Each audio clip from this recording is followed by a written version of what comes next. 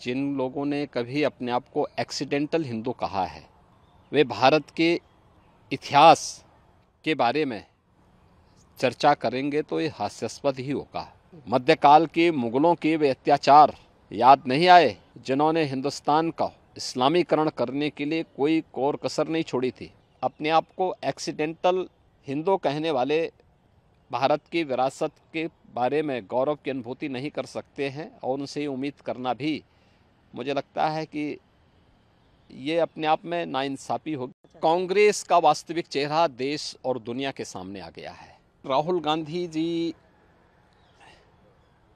हमेशा अपने वक्तव्यों के माध्यम से चर्चा में बने रहने के आदी हैं।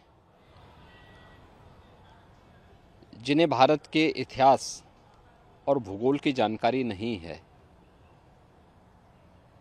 वे इस प्रकार की अनर्गल टिप्पणियां करेंगे ही। खासतौर पर जब मैं राहुल गांधी की बात करता हूं तो मुझे याद आता है कि जिन लोगों ने कभी अपने आप को एक्सीडेंटल हिंदू कहा है वे भारत के इतिहास के बारे में चर्चा करेंगे तो ये हास्यास्पद ही होगा।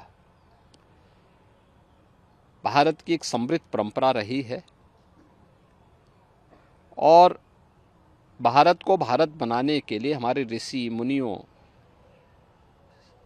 राजा महाराजाओं, जनता जनार्दन और समाज के प्रत्येक तबके का अपने अपने क्षेत्र में सबका योगदान रहा है। मुझे आश्चर्य इस बात का होता है कि राहुल जी बोलते समय क्यों उन राजाओं के योगदान को भूल गए जिन लोगों ने भारत को भारत बनाने में योगदान दिया है। चंद्रगुप्त मौर्य हैं, अशोक महान हैं, महाराज मिहिर भोज हैं। यही परंपरा आगे बढ़ती है। पृथ्वीराज चौहान हैं, महाराणा प्रताप हैं, इससे पहले महाराज सुहेलदेव हैं, छत्रपति शिवाजी महाराज हैं। देश की आज़ादी की लड़ाई में 1857 के प्रथम स्वातंत्र समर के दौरान झांसी की रानी लक्ष्मीबाई या उन तमाम लोगों के, राजा महाराजाओं के, महारानियों के योगदान को कौन विस्मृत कर सकता है। आज भी भारत की गाथा में, भारत की परंपरा में बड़े सम्मान और श्रद्धा के साथ लोग उन्हें स्मरण करते हैं, उन्हें सम्मान देते हैं। लेकिन राहुल जी को कभी मध्यकाल के मुगलों के वे अत्याचार याद नहीं आए जिन्होंने हिंदुस्तान का इस्लामीकरण करने के लिए कोई कोर कसर नहीं छोड़ी थी। जिन लोगों ने अत्याचार और बर्बरता की सभी सीमाओं को लांघ डाला था। आखिर राहुल गांधी को इसके बारे में भी थोड़ी चर्चा करनी चाहिए।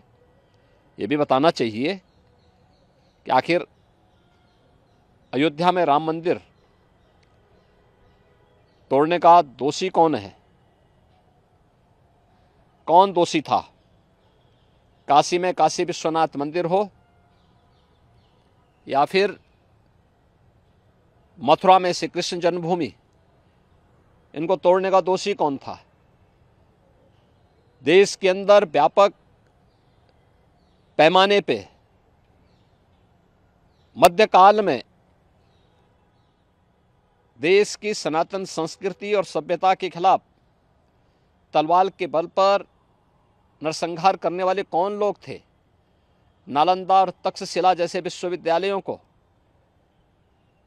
किन्होंने नष्ट किया था, कौन लोग थे वह, उनकी भी तो थोड़ा चर्चा कर लेते।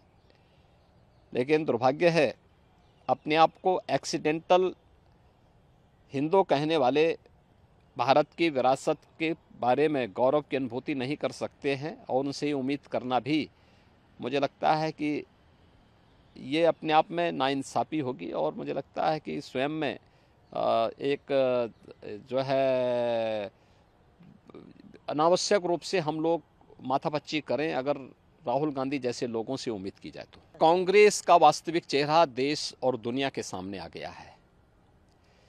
सिटीजनशिप अमेंडमेंट एक्ट ये किसी व्यक्ति, किसी जाति, किसी मत या किसी मजहब के खिलाफ नहीं है। यह तो भारत का मानवता को एक संदेश है। पाकिस्तान, बांग्लादेश और अफगानिस्तान के अंदर जो हिंदू, सिख, बौद्ध, जैनी, पारसी, ईसाई, इन सबको उनकी भूमि पे प्रताड़ित कर दिया गया, बर्बर अत्याचार किए गए और वे लोग वहां से छोड़ करके शरणार्थी के रूप में भारत में आए हैं। 5 वर्ष पहले से रह रहे हैं। सीएए उनको भारत की नागरिकता देने का पक्षधर है और भारत अपनी मानवीय संवेदना की पक्षधर होने के नाते उन लोगों को भारत की नागरिकता देना चाहता है। आखिर कांग्रेस को इससे क्या एलर्जी है?